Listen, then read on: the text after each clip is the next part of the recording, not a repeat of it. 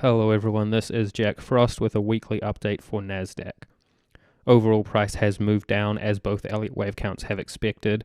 There is a midterm target at 14921, and for the short term, price may find support around 13123. On the main weekly chart, minor wave 3 is expected to be over here, with price now moving down for minor wave 4. An Elliott channel has been drawn around the minor degrees from the end of minor wave 1 to 3, with a copy on the end of minor wave 2. Minor wave 4 may find support around the lower edge of this Elliott channel. If it does overshoot it, the Elliott channel will likely be redrawn using Elliott's second technique. No part of minor wave 4 can move into minor wave 1 price territory at 12269.55. And above that, intermediate wave 3 has a target calculated to reach the 4.236 Fibonacci ratio of intermediate wave 1 at 14941.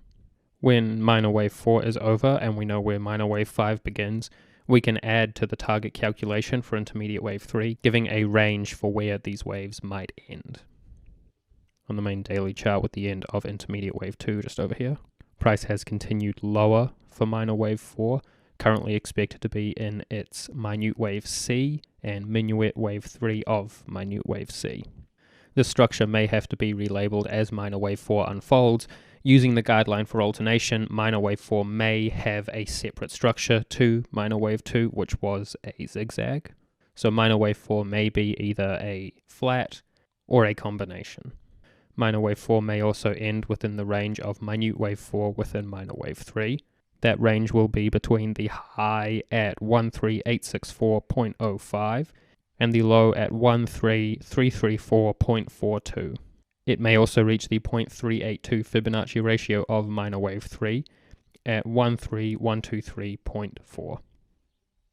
And on the alternate weekly chart, cycle wave 4 is expected to be an incomplete combination, currently within intermediate wave C of primary wave X. Within intermediate wave C, minor wave 4 is expected to pull price slightly lower, potentially finding support at the lower edge of this Elliott channel. This Elliott channel is drawn using Elliott's first technique from the end of minor wave 1 to 3, with a parallel copy on the end of minor wave 2. No part of minor wave 4 can move into minor wave 1 price territory at 11491.94. And intermediate wave C has a target calculated to reach the 1.618 Fibonacci ratio of intermediate wave A at 14326. Additionally, a low below 12269.55 will add confidence to this wave count, as it is the invalidation for the main wave count. Currently, this wave count has reduced probability because Lowry's operating company's only AD line has made a new all-time high, which is a very bullish signal and supports the view that a bull market may make new all-time highs.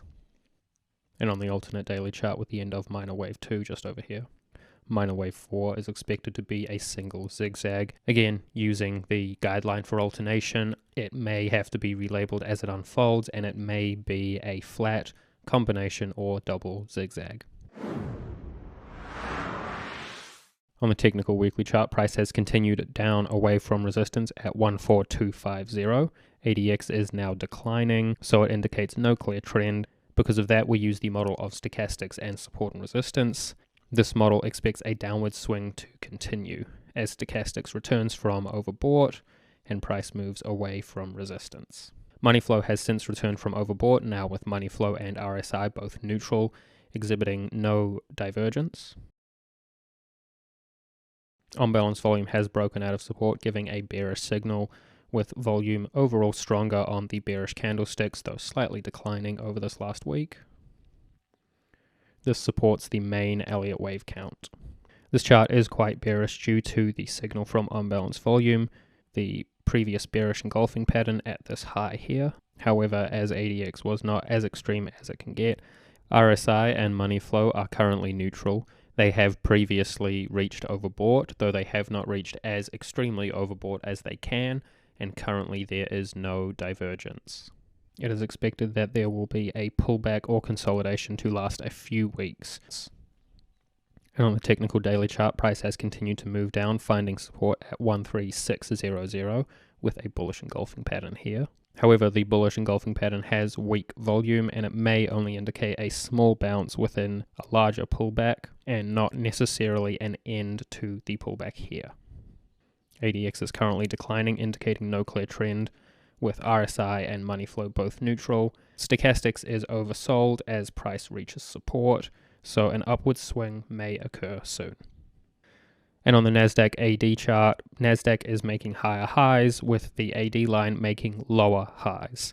This continues the long-term divergence dating back to February 2023 and all the way back to 2009. That's all for me with your update for Nasdaq. I hope everyone has a good week.